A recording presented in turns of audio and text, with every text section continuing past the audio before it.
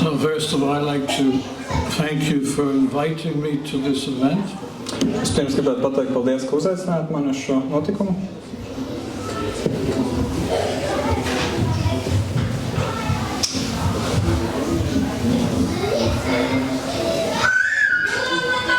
And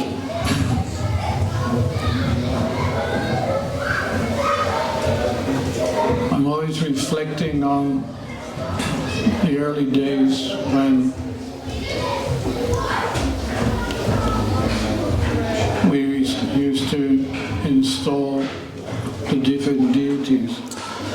Es vienmēr atceros, kā bija pašā sākumā, kad mēs tad uzstādījām dievības.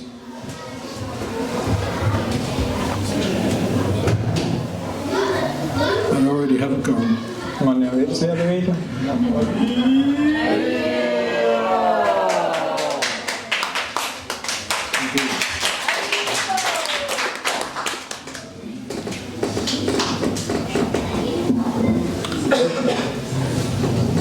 In those days, there weren't many deities around. Un to laiku nebija nemaz tik daudz to dievību. 1972, 1972. gads. we had our deities in London, Radha Londonishvara and Gaurnitai. Mums bija dievības Londonā, Radha Londonishvara un Gaurnitai. Some deities in Germany, Bija arī kaut kādas dievības Vācijā.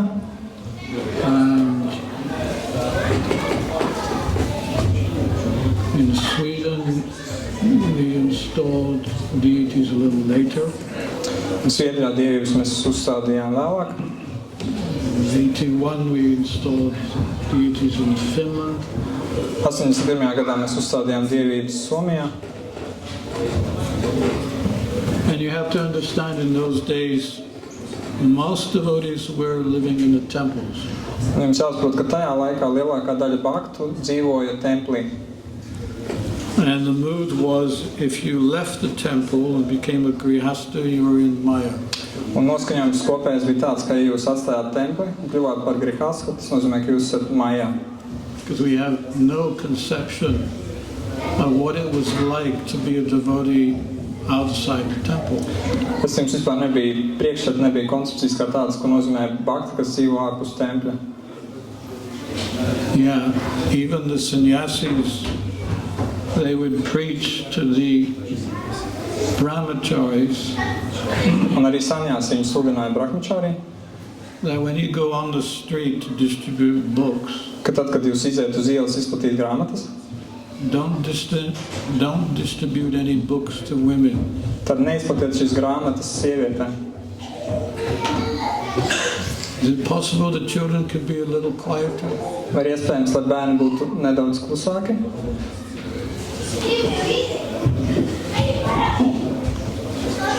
Yeah, don't distribute books to women, because if you do, they may become devotees. Neizplatiet grāmatas sievietēm, ja jūs to darīsiet, tad pastāv risks, ka viņas kļūs par baktām. And if they become devotees, you may have to marry one of them. Un savukārt, ja viņas kļūs par baktām, tad var gadīties tā, ka jums pēc tam nāks kādu no viņām apprecēt. That was the sannyasi preaching. Tāda bija saņāsī sludināšana tajā laikā.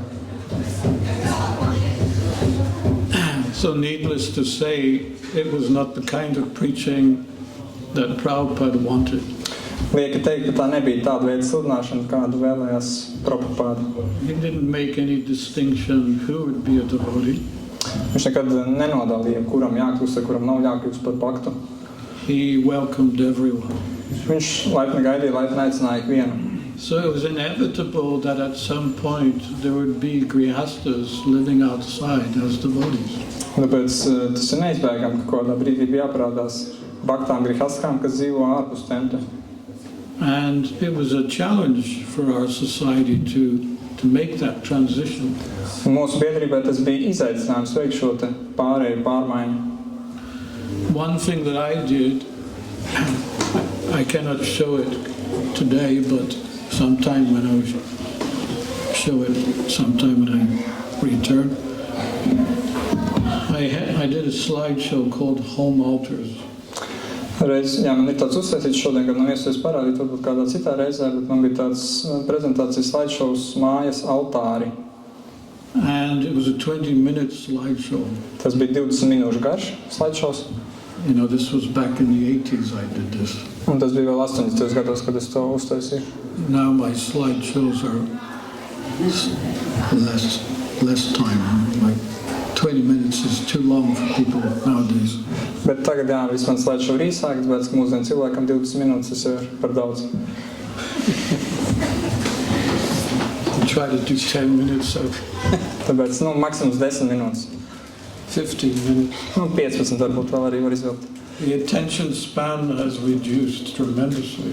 Spēja saglabāt uzmanību, tas perioda ilgums ir drastiski samazinājies. I promise my class won't be more than 15 minutes. Tāpēc apsolu, ka man lekcija nebūs garāka par 15 minūtēm. Anyway, this slideshow, I felt it was a, how do you say, an ISKCON social development slideshow.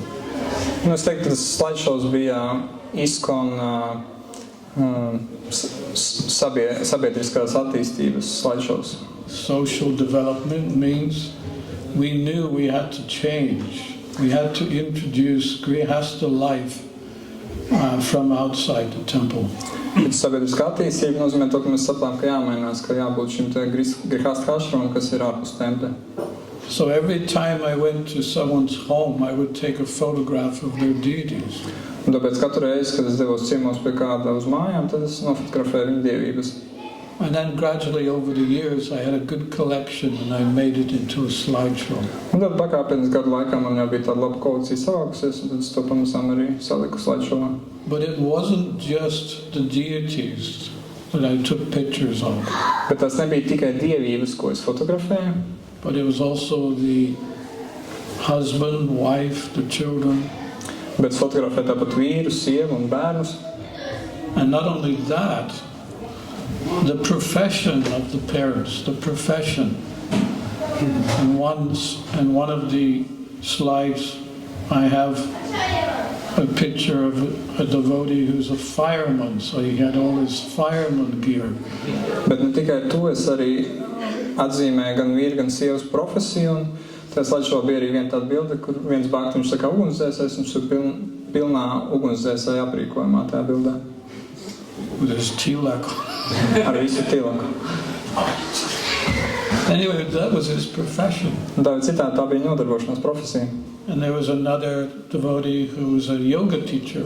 Un bija vēl viens bākti, kas bija jogas skolotājs. So I took a photograph of the family's deities.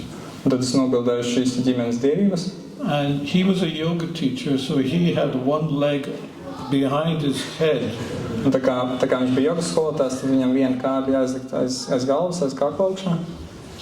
And his wife was a classical Indian dancer. She had a troupe. So I took a picture of the troupe of dancers. Un savukārt sieva viņam dejoja klasiskās indiešu dejas, viņam tur bija vesela grupā, kas to dejo, un tas viņus visus arī nobildēja. There was another devotee who was a hypnotherapist. Hipnoterapist. Vēl bija viens bhakta, kas bija hipnozes terapeits. So in any way, throughout the slideshow, there was this obvious message that, number one, Grihastha ashrams, okay. Tātad šajā prezentācijā bija šis to caurvīja ziņa vai vēstījums, ka pirmkārt Grihastha ashrams, tas ar to viss ir kārtībā. Number two, they can have children. Otrais, ka viņiem var būt bērni. And number three, who's looking after the children? Un numur 3, kurš pieskata bērnus. Please, it's only 15 minutes. Lūdzu, tikai nieki 15 minūtes. Give me 15 minutes, Dodiet man lūdzu 15 minūtes.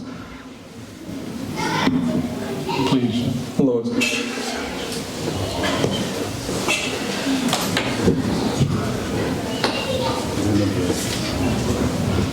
And what was number 3? Un kas bija numur 3? Number 3 was, not only do they have deities, not only do they have children, but they also have a profession. Un numur 3 bija tas, ka viņiem ne tikai mājās ir dievības, ne tikai viņiem ir bērni, bet viņiem arī ir sava profesija. When I arrived today, I was invited to one couple's house. Šodien, kad es braucu šeit, es biju tikai uzaicināts uz vienu pāra māju. And I saw a picture on the wall. Un uz sienas es redzēju bildi. I don't know what your name is, I forgot your name. Sergei. He's a sailor, or he was a sailor. I don't know if you are now. Tajā bildē bija redzams, kā Sergejs ir jūrnieks. Nu, vai bija, vai ir, nezinu, bet bija redzams. And the whole idea is that the society will change in such a way that one day even your dentist may be a devotee. Un ideja ir tāda, ka sabiedrība mainās un var mainīties pat tik tālu kā dienu, varbūt pat jūsu zobārsts būs bakta. You know, you come into the clinic and they tell you, okay, lie down. Jūs aiziet uz zobārstniecības klīniku, jūs tur apsēdina. And they put a tape of Prabhupada on. Un fonā uzliek ierakstu, kur Prabhupada dzied. And they say, just relax. Un viņi saka, vienkārši atslābinieties. It will not hurt. Tas nesāpēs. Your doctor may be a devotee, well, there's so many professions. Jūsu ārsts var būt bakta, tik daudz profesiju dažādi. Your lawyer may be a devotee. Jūsu advokāts var būt bakta. He finds out you're a devotee, he says, okay, it's okay, I'll only charge you half the price. Un tad viņš uzzina, ka jūs esat bakta, un tad viņš saka, labi, samazināsim cenu. So that was the idea that we introduced Grihastha Ashram very slowly into the society. Tā ideja, ka mēs ļoti lēnām pamazām ieviesām šo te Grihastha Ashramu mūsu biedrībā. And when I showed the slideshow, the brahmacharis would look at the slideshow and think, wow, they're not in Maya after all. Un, kad es rādīju šo slideshow, tad brahmachari skatījās šo slideshow, un viņi tā domāja, izrādās, ka viņi nemaz nav Maya. In fact, I'm thinking to be a Grihastha myself. Patiesībā es pat sāku domāt, ka varbūt man pašam arī vērts kļūt par Grihasthu. Anyway, the idea is that the society needed to change in such a way that all ashrams were accepted. And the sannyas ashram had to be very careful not to discourage any of the other ashrams. Jā, tā ideja, ka biedrībai bija jāmainās un tādā veidā, ka tur jābūt pārstāvētiem visiem ashramiem, un šajā sakarā sannyasi ir jābūt ļoti uzmanīgiem, lai tā kā neiznīcinātu vai nemazinātu entuziasmu citos, kas ir citos ashramos. In fact, Prabhupada did say that sannyas gurus should attend their disciples' weddings, not because they need to attend the wedding, but rather just to encourage the Grihastha ashram. Un šie Prabhupada teica, ka pat guru, kas ir sannyasi, ka viņiem jāapmeklē savu mācekļu kāzas, ne ar to domu, ka viņiem tas pašiem būtu vajadzīgs, bet ka viņi iedrošina šos te mācekļus kļūt par Grihasthām. So today we are installing Gauranitai deities. Šodien mēs uzstādām Gauranitai dievības. So not only is it a Grihastha ashram, but it seems to be a place where you gather a lot and you have programs. So it's ideal in that sense that not only the Grihasthas who live here can take association, but all of the congregation can come too. Un tas šķiet kā ne tikai vienkārši parasts Grihastha ashrams, bet vieta, kur jūs regulāri sanākat, satiekaties, kur notiek pasākumi un sanākat labumu gūs ne tikai paši Grihasthas, kas šeit dzīvo, bet arī visi, kas šeieni apmeklē. And I'm looking at this painting at the back wall here. Un skatos uz to gleznu, kas ir istabas aizmugurē. And this painting here. Un uz šo gleznu pa labi. The Hare Krishna mantra over there. Un Hare Krishna mantra otrā pusē. Lord Nrsimhadev here. Kungs Nrsimha tur pie sienas. You know, my question is, how can you possibly be in Maya living here? Jautājums ir, kā vispār var būt Mājā šeit dzīvojot? It's not possible. Tas nav iespējams. Therefore, I'm going to enjoy my 2-day stay here, and I think I'll probably recharge my own batteries while I'm here. Tāpēc es izbaudīšu tās 2 dienas, ko es pavadīšu šeit, un visdrīzāk tam būs laba iespēja kārtīgi uzlādēt savas baterijas. See, Prabhupada said that these pictures are windows to the spiritual world. Prabhupada teica, ka šīs bildes, šīs gleznas ir kā logi uz garīgo pasauli. So he encouraged the artists to paint pictures like this. Un viņš iedrošināja māksliniekus zīmēt šādu veidu bildes. And, all grihastas should fill their walls with pictures like this. Visiem grihastām vajadzētu aizpildīt savas sienas ar šādu veidu attēliem gleznām. And that way you invite Krishna not only in the form of the deity, but also in the form of windows to the spiritual world. Tādā veidā jūs pie sevis aicināt Krishnu ne tikai dievības veidā, bet arī šo logu uz garīgo pasauli veidā. We don't need a rocket to go to the spiritual world. Mums nav vajadzīga raķete, lai aizlidotu uz garīgo pasauli. So much talk about rockets going up into space and going here and there. Mūsdienās tā ir aktuāla tēma, ka raķetes lido kosmosā un vēl vis kaut kur lido. Well, what a waste of time, what a waste of money. Tas ir kas gan tā par lielu laiku tērēšanu un naudas tērēšanu. There's nothing of this material world that can keep us sustained in the sense that we'll always be happy. There's a beginning to going to space and there's an end. It's not permanent. Šajā materiāla pasaulē nav nekas tāds, kas varētu mūs pastāvīgi uzturēt, mūs pastāvīgi darīt laimīgus. Tāpat ar šīm kosmosa kuģiem viņi uzlido kosmosā, tam ir sākums, bet tam ir arī beigas. Tas nav pastāvīgs. But we can go to the spiritual world. Bet mums ir iespēja doties uz garīgo pasauli. We're in the spiritual world now. Mēs tagad esam garīgajā pasaulē. We don't need a passport to look at one of these paintings and enter the spiritual world. Mums nav vajadzīga kaut kāda īpaša pasa, lai paskatītos uz vienām no šīm bildēm un tādējādi iet garīgajā pasaulē. We don't need a visa. Mums nav vajadzīga īpaša vīza. Well, our visa is the holy name. Patiesībā mūsu vīza, tas ir svētais vārds. Haribol. If we chant the holy name, Ja mēs atkārtojam svēto vārdu, we can enter into the spiritual world. tad mēs varam ieiet garīgā pasaulē.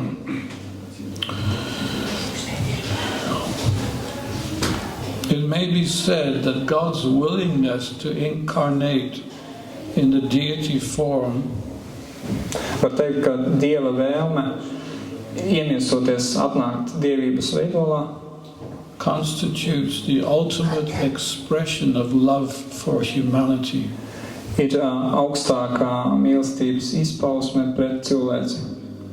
So it's a great grace that the Lord represents himself in the deity form. Tāpēc tā ir ļoti liela žēlastība, ka Dievs stājas mūsu priekšā šajā dievības veidolā.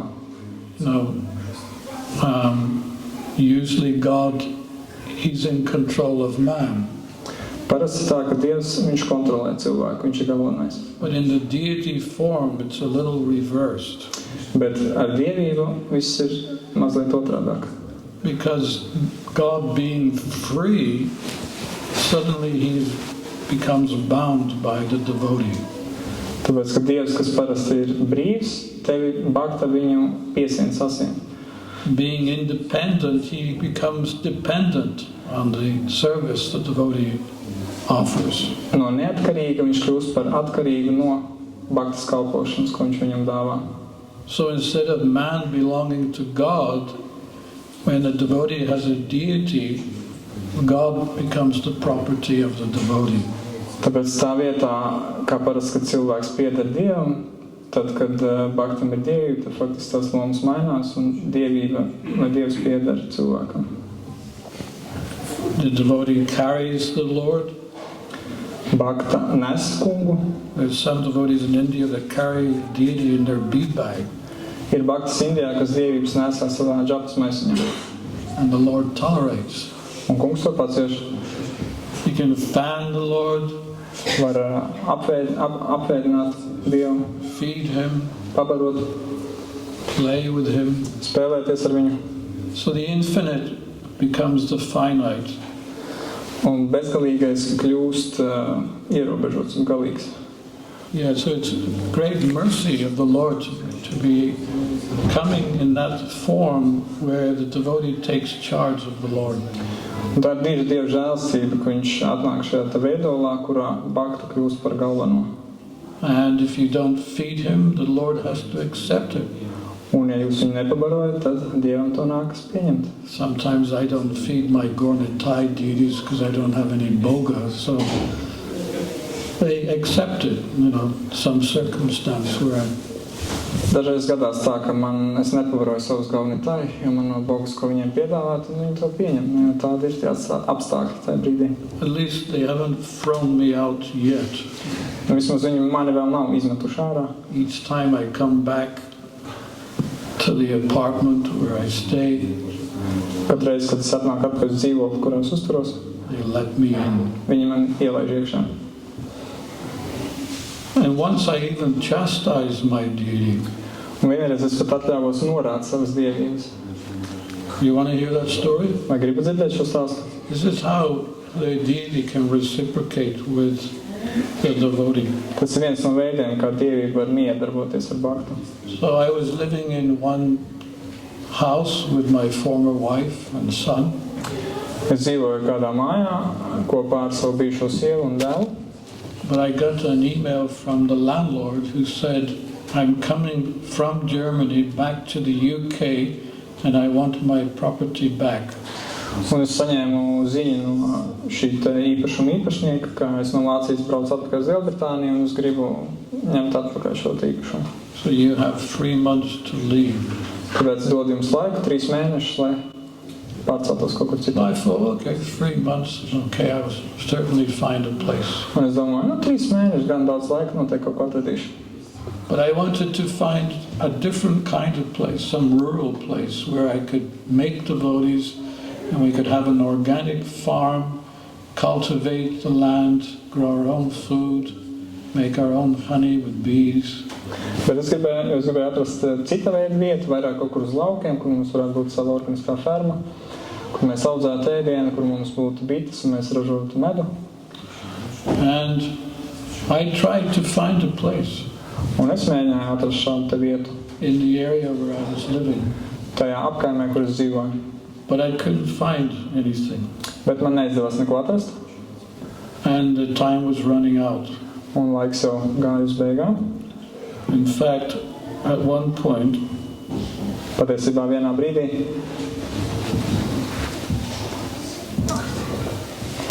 so my computer's going strange. mans dators nedaudz dīvaini uzvedas. Okay. One point I had 3 days left. Un bija pienācis tāds brīdis, ka palikušos tikai 3 dienas. And I came to my Gornitai deities. Un es piegāju pie savām galvenajām dievībām. I said to them, look, I've tried. Un es viņām teicu, I've tried my best to find a place. es esmu mēģinājis visu savu labāko darīt, ko vien var, lai atrastu jaunu vietu. Now it's your turn. Tagad ir jūsu kārta. And I was so frustrated Un es biju tik ļoti vīlies, saskumis, that I even said to them, and if you don't find a place in the next couple of days, you don't get any more chapatis. ka es atļāvos viņiem pateikt, ja tuvāko dienu laikā jūs neko neatradīsiet, tad no manis čapatī vairs negaidiet. And I was like, what? What did I just say? Un pēc tam, kad es to pateicu, tā padomāju, pagaid, ko es tikko pateicu? In frustration, you say all kind of things. Kad jūs esat vīlies, tad jūs visādas muļķības sarunājat. But I realized that I said something like that to my deities, and I was wondering whether that was offensive or not. Un, kad es tā pateicu, es sāku domāt, vai tas, ko es pateicu savām dienībām, vai tas bija apvainojoši vai nebija. But they liked it, Bet viņiem tas patika. because that afternoon, which was Friday afternoon, the last chance that I had to secure a place, Jo tajā pēcpusdienā, kas bija piekdienas pēcpusdiena, un faktiski pēdējā iespēja man atrast jaunu vietu, I started to phone the same companies, these what do you call them? These real estate company. real estate places, yeah. Un tad es vienkārši atkal sāku apzvanīt tās pašas nekustamo īpašumu aģentūras, kam iepriekš bija zvanījis. I was phoning one place and the lady said, well, it's Friday afternoon and everyone's gone home early. Un bija viena aģentūra, viens uzņēmums, kurš piezvanīja, un tur pacēla sievieti, viņa teica, šodien piekdiena, visi jau agrāk ir aizgājuši mājās. And she said, well, maybe I can help you. Un, faktiski viņa pēdējā tur palikusi un teica, varbūt es varu jums palīdzēt. I said, well, who are you? Es prasīju, labi, bet kas jūs esat? She said, I'm the cleaning lady. Viņa teica, esmu apkopēja. I said, well, how you're possibly going to help me? Un tad viņa prasīja, kādā gan veidā jūs man varētu palīdzēt. She said, no, just tell me what you want. Un viņa teica, vienkārši pasaki, ko jūs vēlaties. And I was trying to get rid of her, but she was insisting. Un es tā kā mēģināju viņu atfutbolēt, bet viņa uzstāja. So I gave in and I said, okay, I'm looking for a rural place. Un tad es padavos viņas uzstājībai un teicu, labi, es meklēju vietu laukos. I went into some details. Un es tev izstāstīju detaļas, ko es gribētu. So she immediately said, take this number down. Un viņa tūlīt pateica, pierakstiet šo te numuru. So I took the number down. Un es pierakstīju. She said, phone this. I know this agency. I have many places like that. Un viņa teica, es ļoti labi zinu šo aģentūru, viņiem daudz ir tāda veida vietu. So I was phoning one agency. I phoned that number and the agency said, yes, what do you want? Un tad es piezvanīju tam numuram un tur pacelt aģentūru un prasīju, jā, ko jūs vēlaties. And I explained what I was looking for and she said, oh yes, we have free properties. Un es izstāstīju, ko es vēlos, un teica, jā, mums ir 3 tāda veida īpašumi. She said, I'm not supposed to do this, but I will give you the address of all free properties, so during the weekend you can go and look at them from the outside and then come back to me on Monday morning and tell me what you want. Man to nevajadzētu, es pat nedrīkstētu to darīt, bet es jums iedošu visas 3 adreses, lai jūs pa brīvdienam varētu aizbraukt visas vietas un ārpus apskatīt, un tad pirmdien pateiksiet, kur no tām jūs gribētu. So I took the details and I spent the weekend visiting each place. Tad es piefiksēju tās detaļas un tad pa nedēļas nogalu apmeklēju visas tās vietas. First place was good. Pirmā vieta bija laba. Second place was better. Otrā vieta bija labāka. And the third one was exactly what I was looking for. Un trešā bija tieši tas, ko es mēģināju. I went to the agency, signed the contract, and Tuesday morning we moved into the property. Un tad pirmdien es aizdos uz šo te aģentūru, mēs parakstījām līgumu, un otrdien mēs jau ievācāmies šajā jaunajā vietā. Gordy Tai Ki Jai. So I learned a lesson, and the lesson I learned was just be personal to your deities. They will reciprocate with you. Un es guvu labu mācību, un tā mācība bija vienkārši jābūt personīgam miedarbībā ar savām dievībām, un tad viņus atbildēs, būs šī miedarbība arī no viņa puses. We're not dealing with ordinary personalities, they're God themselves. Un šeit pat mums nav runa par to, ka mums būtu attiecības ar kādu parastu personību, bet tas ir pats Dievs. Sometimes devotees, when I'm telling them to cook in ghee, they said, well, how can we cook a feast with ghee? So many devotees. Un reizēm, kas baktām iesaku gatavot ar gī, tad viņi saka, kā mēs varam gatavot ar gī mīlestību, ka tik daudz būs baktu tur. Huh? What did you say? I sometimes say to cook with ghee, but then devotees say, how can they cook with ghee when there are so many devotees? Okay, just checking here. Pārbaudu tulka vai viss pareizi. Niranjan Swami told me once, be careful with your translators. Niranjan Swami man reiz teica, es uzmanīgs ar saviem tulkiem. I said, why? Es prasīju, kāpēc? You never know what they're saying. Tāpēc, ka nekad tu nezini, ko viņi pasaka. So what was I saying? I forgot now. About cooking with ghee. Oh, yeah. Because in the early days, all the feasts were cooked in ghee. Jo sākotnējos gados, sākuma dienās, mēs faktiski visus mīlestus gatavējām ar ghee. Krishna doesn't want, oily preparations. Krishna negrib tāds sēdiens ar eļļu.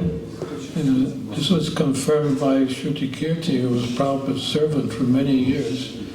he only served Prabhupada with food cooked in ghee. Un šo apstiprināja arī Šruta Kirti, Prabhu, kas vairākus gadus bija Prabhupādas sekretārs vai personīgais kalps, un viņš teica, ka jā, Prabhupādam viņi deva tikai ēdienas, kas gatavot ar ghee. And when I initiate someone, I give them 2 mantras. First, the Hare Krishna mantra, and second, the ghee mantra. Un, kad es kādam dodu iesvētību, tad es viņam dodu 2 mantras. Viena ir Hare Krishna mantra, ko es dodu, un otra ir ghee mantra. You know what the ghee mantra is? Vai jūs zināt ghee mantra? Ghee, ghee, ghee, ghee, ghee, ghee, ghee, ghee, ghee, ghee.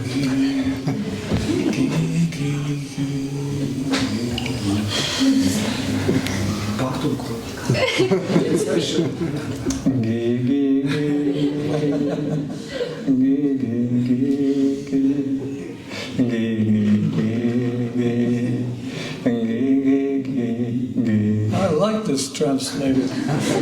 Man patīk šis tulks. But this is the argument that they're saying, how can we cook in ghee so many people?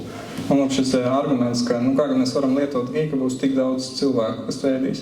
How is it possible? We have not enough money. Kā gan to izdarīt, ja nav pietiekami daudz naudas? So what's the answer to that? Un kāda ir atbilde uz to?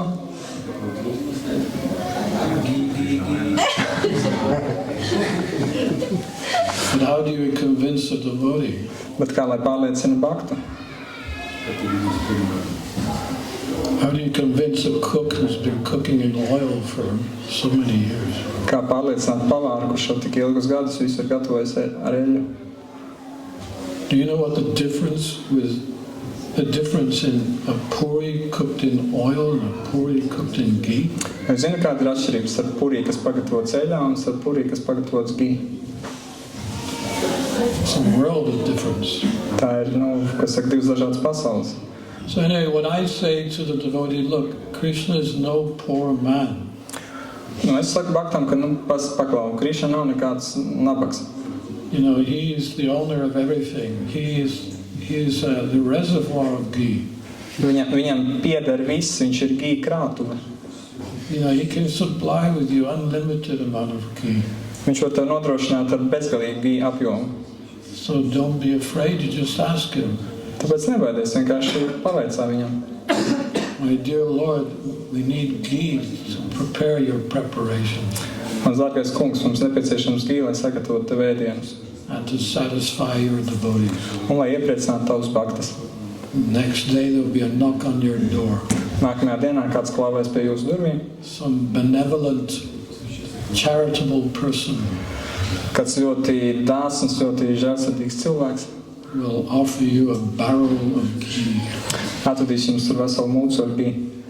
Well, this is the point that if we believe in the deity, Un tā ir tā ideja, ka ja mēs ticam dievībai, and we believe that the deity is non-different than Krishna, un ja mēs ticam tam, ka dievība neatšķiras no Krišnas, and Radharani's cooking Krishna, every day, preparations cooked in ghee. un Radharani Krišnam katru dienu gatavo dažādas ēdienas, kas gatavot ar ghee. So it's what Krishna wants. Why should he not give us? Tātad tas ir tas, ko Krišna vēlas, un kāpēc lai viņš mums to nedod, lai mēs varētu iedot viņam? I mean, I can tell you stories one after another how ghee preparations in ghee has changed the life not only of devotees but their parents, their friends. They've all become enlivened just by tasting food that's cooked in ghee. Es jums varētu stāstīt stāstu pēc stāstu par to, kā ēdienas, kas gatavotas ar ghee, un tie ne tikai baktas, bet viņu vecāki vai citi radnieki, ka tas vienkārši maina viņu dzīves, ka viņi ļoti iedzīvinās no ēdiena, kas gatavotas ghee.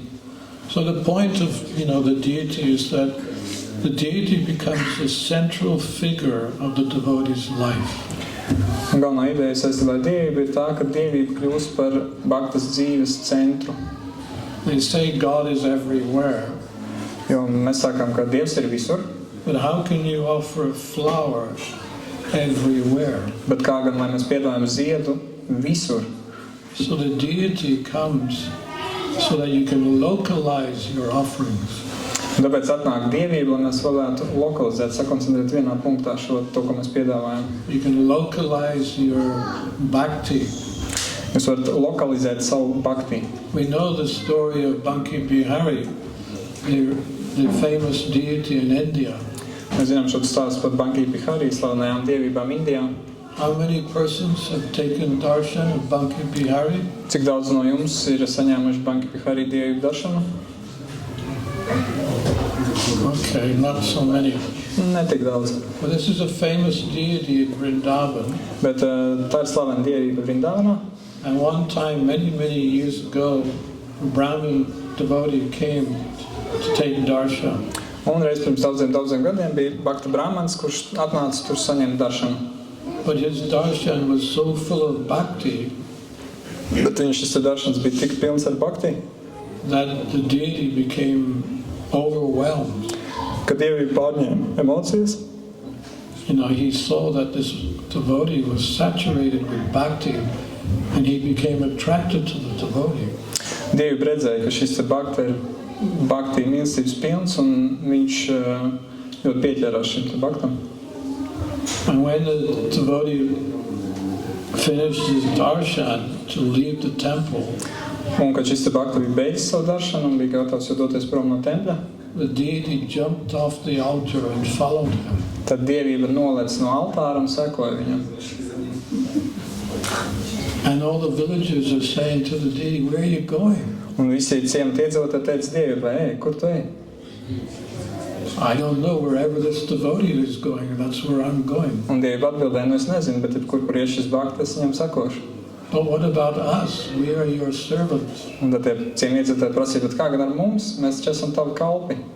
Well, if you want me to do anything, you better ask this devotee first. Un Dievi teica, jūs gribat, lai es kaut ko citādi darītu, tad mums pirms vērsties pie šī bhaktas un prasiet viņam. So then they came before the devotee and pleaded to the devotee, "Tell Krishna to get back on the altar, we need him." Un tad viņi nostājās šī bhaktas priekšā un teica, lūdzu, pasaka Krishnam, lai viņš apstājas un iet atpakaļ uz altāru. Mums viņš ir vajadzīgs. Yeah. So nowadays, when you go and take darshan of Banki Bihari, they have a curtain which closes every 4 or 5 minutes. Un tagad, kad jūs doties pie šīs Banki Bihari dievības, tad priekšā ir aizkarš, kurš aizveras katrs 4-5 minūtes. Because they don't want the same thing to happen. Jo viņi negrib, lai atkārtotos šis pats notikums. So it's their way to protect the deity from leaving and following a devotee. Un tas ir tas veids, kā viņi pasargā dievi no tā, lai viņi aiziet un sekot kādam bhaktam. It's a wonderful pastime. Tā ir brīnišķīga. But it shows very clearly the relationship the devotee can have with God, with Krishna, with his deity, in his deity form. Brīnišķīgs spēles parāda to, kādas attiecības var būt bhaktam ar Krishnu un viņa dievības veidolā. Anyway, there are so many stories in regards to the relationship between the devotees and their deities. We could go on all afternoon. Tā ir citādi ļoti daudz šādu veidu stāstu, kas stāsta par bhaktas attiecībām ar savu dievību. Mēs varētu tur runāt visu pēcpusdienu. But we need to move on. Mums jāiet uz priekšu. Has the deities had an offering yet? Vai dievības jau ir paēdušas? Addressing stuff. So should I carry on until they come? Okay. Jā, tad dievības vēl ģēra pāris minūtes vēl. Well, maybe we can open it up for questions about